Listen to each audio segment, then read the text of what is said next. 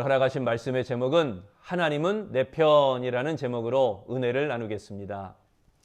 2018년 6월 23일 갑자기 내린 비로 태국 치앙라이 탐노엉 동굴 이를 관광을 하다가 동굴에 갇힌 지 17일 만에 구조된 13명의 축구 소년 팀이 있습니다. 이들의 구원의 소식, 이들이 구조되었다는 소식을 아마 기억하실 것입니다. 이 사건에서 화제가 되었던 14살 소년이 있습니다. 소년의 이름은 아둔 삼온이라고 하는 소년입니다. 그는 태국의 불교인 가운데 유일한 크리스천이었습니다. 그들이 갇혔던 동굴의 길이가 4km나 되는데 이 긴 동굴이었는데 물이 중간중간에 차서 이 동굴을 빠져나올 수 없었습니다. 갇힌 지 열흘이 지나고 아이들의 생사가 확인이 안 되자 모두 죽었을 것이다 단정했습니다. 그때 영국의 잠수본 하나가 이 굴 속을 들어갔다가 한 소년을 만나게 됩니다. 태국으로 이주하여 온 소수민족 노동자의 아들이었습니다. 이 소년은 선교단체의 도움을 받으며 영어도 배우고 찬양도 잘했습니다. 아두는 골에서 모두 죽는다고 말할 때 홀로 하나님 앞에 기도했습니다.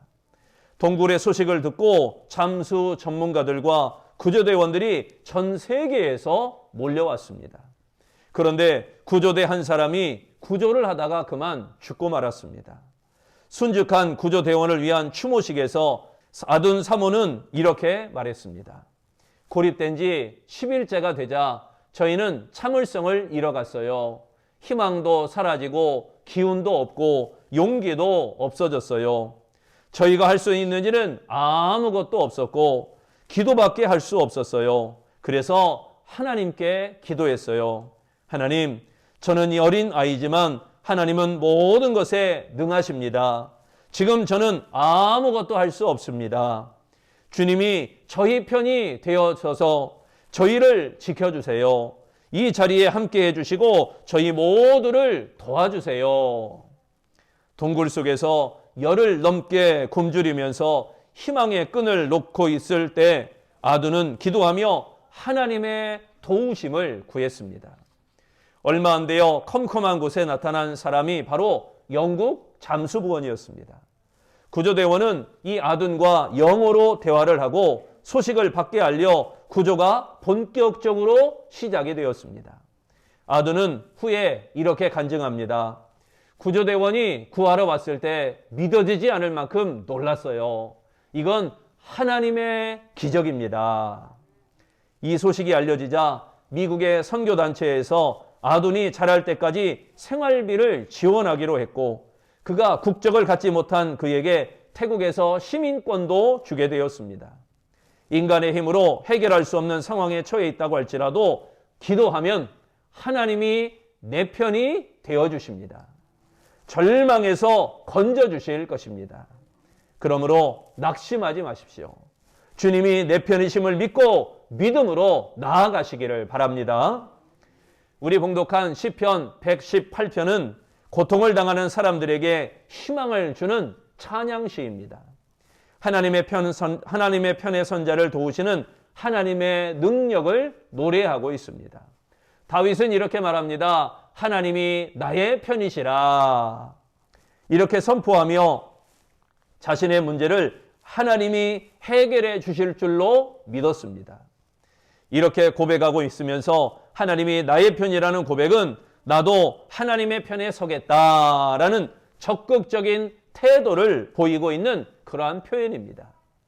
여러분, 다윗처럼 고백하시기를 바랍니다. 여호와 하나님은 내 편이십니다. 나도 하나님의 편에 서겠습니다. 요즘은 강하고 담대한 성도들이 필요한 그러한 시대입니다. 하나님의 편에 서는 것만이 문제를 해결하는 성도가 되는 비결인 것입니다. 하나님의 편에 있기만 하면 하나님이 내 편이 되시어서 승리의 자리에 이르게 하시는 줄로 믿습니다. 6절 말씀을 보니까 여호와는 내 편이시라 내가 두려워하지 아니하리니 사람이 내게 어찌할까라고 했습니다. 여기에 여호와는 내 편이시라라는 말은 원어로 보니까 여호와가 나를 위하신다라는 의미를 갖고 있습니다. 하나님이 내 편이 되어 위하시면 어떤 두려움도 엄습할 수 없다는 것입니다. 전능하신 하나님이 내 편에 계십니다. 사방의 적들이 예워싸도 하나님이 막아주시고 적들이 넘어뜨리려 해도 하나님이 도와주셔서 쓰러지지 않게 하여 주십니다. 하나님이 내 편이 되시면 어떠한 것도 우리를 넘어뜨릴 수 없는 것입니다. 그렇다면 우리가 어떻게 행할 때 하나님이 내 편이 되어주시는가? 첫째, 감사해야 합니다. 돈 베이커의 감사요법이라고 하는 책이 있습니다. 이 책에 감사는 환경을 변화시키지 못합니다. 그러나 태도를 변화시킵니다. 라는 글이 나옵니다. 아무리 감사해도 가난한 사람이 부자가 되지는 않습니다. 아무리 감사해도 장애를 가진 사람이 정상인이 될 수는 없습니다. 아무리 감사해도 못생긴 사람이 미인이 될 수는 없습니다. 그러나 감사하면 가난해도 부자 이상 행복해질 수 있는 것입니다. 감사하면 장애가 있어도 정상인보다 행복해질 수 있는 것입니다. 감사하면 얼굴이 못생겨도 미남, 미녀보다 행복해질 수 있는 것입니다. 감사요법, 이 책에 나오는 안드레아 보첼리라는 사람이 나옵니다. 10살 때 공에 맞아서 그만 시력을 잃고 말았습니다. 시력을 잃고 난 당시 상황을 이렇게 말합니다. 시력을 잃은 것을 슬퍼하였는데 일주일이면 충분했다. 그러나 그 슬픔을 이길 수 있었고 현재 상황을 인정하고 받아들일 수 있었으며 다행히 이런 상황마저도 감사할 수 있었다. 그는 시력을 잃고 난 뒤 열심히 공부해서 장애가 있었지만 변호사가 되었습니다. 변호사가 된 뒤 카페에서 노래를 부르기 시작했고 결국 그는 세계적인 선악가 테너가 되었습니다. 여러분, 감사는 환경을 변화시킬 수 없습니다. 감사는 환경을 변화시킬 수 없습니다. 그러나 하나님이 감사하는 자의 편에 서여서 역사하심으로 삶의 놀라운 일을 일어나게 하시는 줄로 믿습니다. 1절에 말씀합니다. 여호와께 감사하라. 그는 선하시며 그 인자하심이 영원함이로다. 여기 감사하라라는 말은 원어로 보니까 손을 쑥 뻗다라는 의미입니다. 손을 쭉 뻗다, 이게 감사라는 거예요. 더 큰 구원을 내다보며 하나님을 향해 찬양하며 하나님을 향해 감사하는 태도, 그러니까 이게 바로 감사하다, 손을 쭉 뻗다라는 의미라는 것입니다. 하나님이 기뻐하시는 사람은 감사하는 사람입니다. 하나님은 감사하는 사람의 편에 서서 역사하십니다. 유명한 영국의 수필가 아이작 월트는 이렇게 말했습니다. 하나님이 거하시는 곳은 두 곳이다. 한 곳은 천국이요, 다른 한 곳은 감사하는 마음이다. 감사할 때 하나님께서 내 편이 되셔서 능력을 나타내시는 것입니다. 그러므로 원망과 불평과 탄식할 수밖에 없는 상황에도 감사해야 되는 것입니다. 고난과 역경 가운데도 하나님의 뜻을 깨달으며 감사의 조건을 찾는 것이 바로 지혜인 것입니다. 원망하고 불평하면 파멸로 이끄는 사탄의 편에 서게 되어지는 것입니다. 감사는 신앙인의 됨됨이를 알 수 있는 척도가 되어집니다. 믿음과 감사는 정비례 합니다. 믿는 만큼 감사하게 됩니다. 감사하는 만큼 믿음이 표현되게 되어집니다. 그러므로 어떠한 상황에서도 감사하시기를 바랍니다. 그리 아니하실지라도 감사하시기를 바랍니다. 오히려 고통 가운데 감사할 때 하나님께서 반드시 내 편이 되셔서 우리로 하여금 승리하게 하실 줄로 믿습니다. 두 번째, 우리가 어떻게 행할 때 하나님은 내 편이 되어주시는가? 경외해야 합니다. 1995년 강화도 최초의 민선 군수로 선출됐던 김선홍 군수. 이 김선홍 군수는 강화 은혜 장로교회의 장로였습니다. 그에게 행복의 비결이 어디 있습니까? 라고 물었습니다. 그랬더니 행복의 비결은 하나님을 향한 신앙에 있습니다. 이렇게 대답을 했다고 합니다. 그의 큰아들이 사춘기 시절에 방황하며 떠돌아다닙니다. 그때 하나님 앞에 기도하며 끝까지 인내했습니다. 그러자 나갔던 아들이 돌아오고 하나님의 일꾼으로 성장했다고 합니다. 또 둘째 아들이 미국에 유학 가서 등록금이 없을 때도 하나님 앞에 기도했습니다. 그러자 하나님께서 장학금을 주셔서 둘째 아들도 공부를 계속할 수 있었다고 합니다. 김선홍 장로는 대학에서 법학을 전공하고 처음에는 건설공제조합에서 근무하다가 정치에 입문합니다. 여당의 밭에서 야당으로 활동하니 당선될 리가 없지요. 국회의원 선거에 2번 떨어지고 어려움을 많이 겪었습니다. 그러나 고통 가운데 하나님을 만나게 되었고 교회에 나아가게 시작했습니다. 하나님 앞에 기도하고 인내하고 기다리는 신앙을 갖게 되었습니다. 김선홍 장로는 끝까지 견딘 끝에 강화 군수에 당선되게 되었습니다. 군수가 된 이후에 1년에 70명 이상씩 전도했다고 합니다. 뿐만 아니라 새벽마다 하나님 앞에 기도하며 하루를 시작하고 금요일마다 군수실에서 아침 기도회를 인도하였다고 합니다. 김선홍 장로는 하나님을 경외하는 믿음으로 존경받는 자가 되었던 것입니다. 또한 장로 직분도 잘 감당했습니다. 어려움을 당할 때 온전한 믿음으로 하나님을 경외하였더니 성공하게 만들어 주셨다는 것입니다. 그러므로 우리 아름다운 성도들도 변치 않는 믿음으로 하나님을 경외하는 복 있는 성도들이 되시기를 축원합니다. 4절에 말씀합니다. 여호와를 경외하는 자는 말하기를 그의 인자하심이 영원하다 할지로다. 여기 경외하다 이 말은 원어로 보니까 여호와를 존경하고 두려워하다라는 의미입니다. 하나님을 경외한다는 것은 하나님에 대한 두려움으로 공경한다는 것을 뜻하고 있습니다. 몸과 마음을 조심하며 창조자이신 하나님께 예의를 갖추는 것입니다. 하나님은 하나님을 경외하는 자를 사랑하시며 그의 편에 계십니다. 그러므로 하나님을 경외하시기를 바랍니다. 성경은 하나님을 경외하는 사람에게 약속해 주십니다. 여호와를 경외하는 자는 혈통이나 신분을 떠나서 하나님의 구원을 체험하게 되어지는 것입니다. 위기와 고난에 가득한 세상에서 보호와 위로를 체험하게 하시며 지속적으로 기쁨과 감사 가운데 거하게 하시는 하나님이신 것입니다. 시편 34편 9절과 10절 말씀에 보니까 너희 성도들아 여호와를 경외하라. 저를 경외하는 자에게는 부족함이 없도다. 젊은 사자는 궁핍하여 줄일지라도 여호와를 찾는 자는 모든 좋은 것에 부족함이 없으리로다. 할렐루야. 하나님을 경외하는 사람에게는 좋은 것에 부족함이 없도록 하신다고 약속하셨습니다. 하나님은 하나님을 경외하는 사람의 편이 되어주십니다. 그리하여 고통 가운데도 풍성한 은혜와 복을 누리게 하시는 줄로 믿습니다.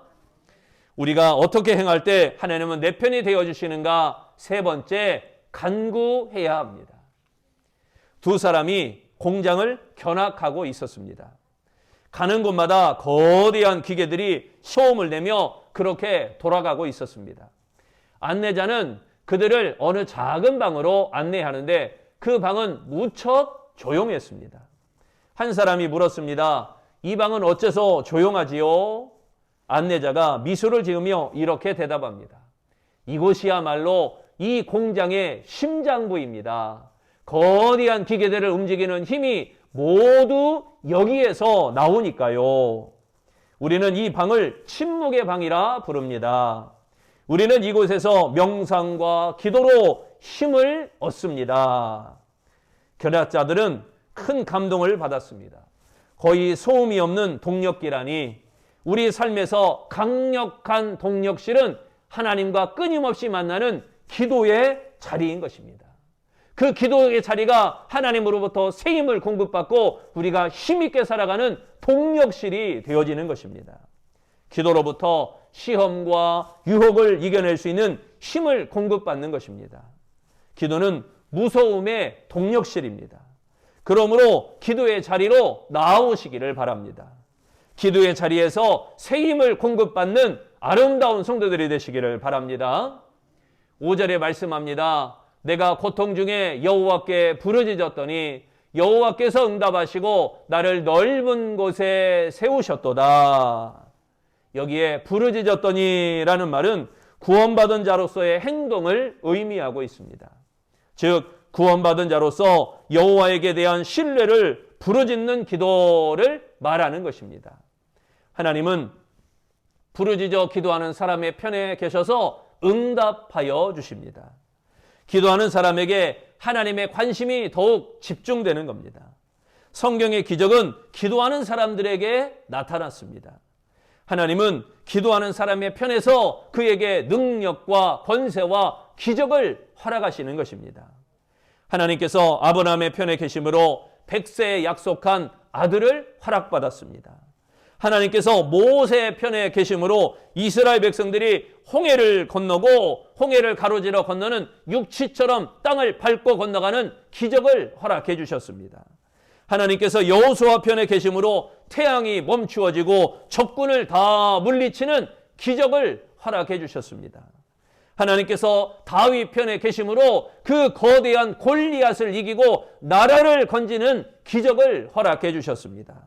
하나님께서 다니엘 편에 계심으로 굶주린 사자의 입을 막고 그곳에서 온전히 살아남는 기적을 허락해 주셨습니다. 하나님께서 히스기야 편에 계심으로 아수르의 그 대군을 물리치는 기적을 허락해 주셨습니다. 하나님께서 베드로 편에 계심으로 바다 위를 걷는 기적을 허락해 주셨습니다. 하나님이 내 편에 계시면 어떠한 역경도 감당하고 이기게 하시는 줄로 믿습니다. 세상에 감당할 수 없는 자가 되게 하시는 것입니다. 일본의 작가 미우라 아야코의 작은 시 하나가 있어서 소개합니다. 아프지 않으면 드리지 못할 기도가 있다. 아프지 않으면 믿지 못할 기적이 있다. 아프지 않으면 듣지 못할 말씀이 있다. 아프지 않으면 접근하지 못할 성소가 있다. 아프지 않으면 우러러 뵙지 못할 성인이 있다. 아프지 않으면 나는 인간일 수조차 없다. 아프지 않으면 기도하지 않습니다. 아프지 않으면 믿지 않습니다.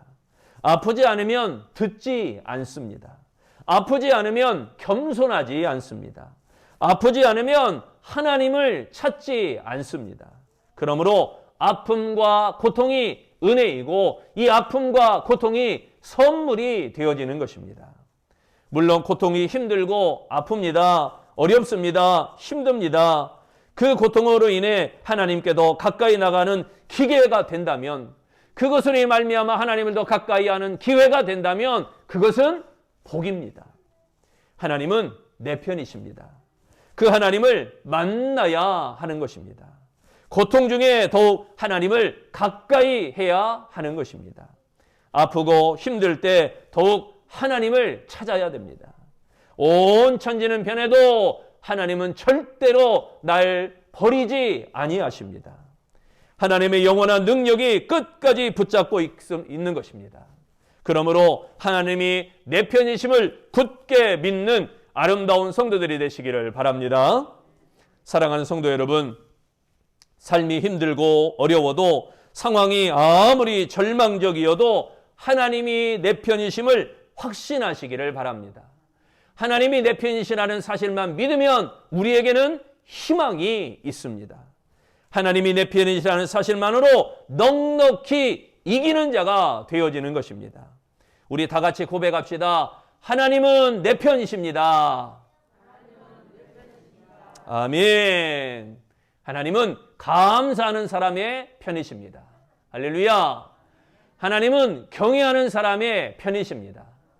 하나님은 기도하는 사람의 편이십니다. 모든 것을 섭리하시는 하나님이 내 편이심을 믿고 담대하게 살아가는 우리 아름다운 성도들이 되시기를 축원합니다. 기도하겠습니다.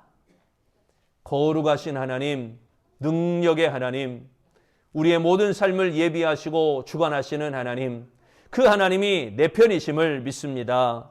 감사하는 사람의 편에 계시고 하나님을 경외하는 사람의 편에 계시고 하나님께 기도하는 사람의 편에 계셔서 우리로 하여금 날마다 승리하게 하시고 성공하게 하시고 축복되게 하심을 감사합니다. 하지만 이 세상에 아픔과 고통이 다가올 때 그로 인하여 낭망하고 낙심하는 것이 아니라 그 은혜로 말미암아 오히려 이것을 선물로 여기며 하나님께 더 가까이 가는 기회로 삼고 우리에게 화가 변하여 복이 되는 그 은혜가 우리에게 예비되게 하여 주시옵소서. 온 천지는 변해도 하나님은 절대 나를 버리지 아니하심을 믿고 오직 하나님 의지하고 하나님 앙망하는 가운데 믿음으로 승리하는 아름다운 성도들이 되게 하여 주시옵소서. 심히도 부족하지만 나를 위하여 십자가에 못 박혀 돌아가신 예수님 이름으로 기도합니다. 아멘.